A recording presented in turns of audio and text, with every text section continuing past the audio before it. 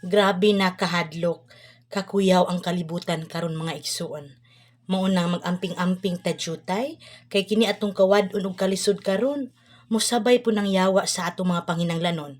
Usahay, tabangan taniya, aron kita mahaylo usab sa saktong dalan ilabi na sa Pangginoo.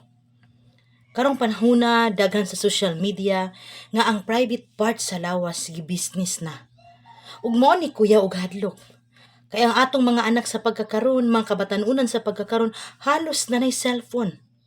Kung na mabutang na sa ilang utok, sa ilang alimpatakan, nga pwede na di ay i-business ang ilang private part. Kuyaw kaayo ng kalibutan. Munang kita karon mga nanay, maging alerto kita, hugton yun nato ang pag-ampo nato.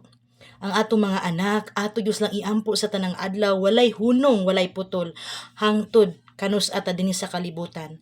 Tungod kay tandugo na kaayo ang kalibutan sa tukob nga daghang dautan ug daghang makasasala.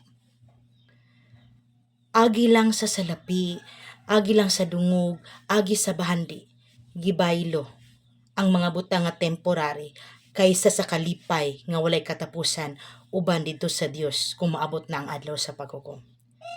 Inana mag-isip ang yawa igsuon.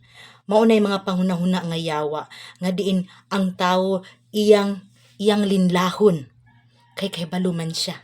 Asa ang kauyangon sa tawo ilabi na sa kaapiki sa panahon karon. Og ang mga tawo nga dili lig-on og baruganan kulang sa pagtuog pagsalig sa Dios, madani gayud sa iyang mga plano.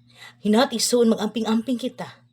Magampo sa Ginoo kanunay ug mosalig ta sa Ginoo kanunay nga ang Dios gamhanan makahatag sa grasyang tinarong.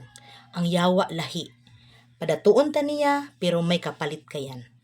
Kapalit sa kalaglagan sa atong kalag kay di siya mosugot nga habang buhay siya lang dito sa kalayo nga walay pagkapalo. Amen.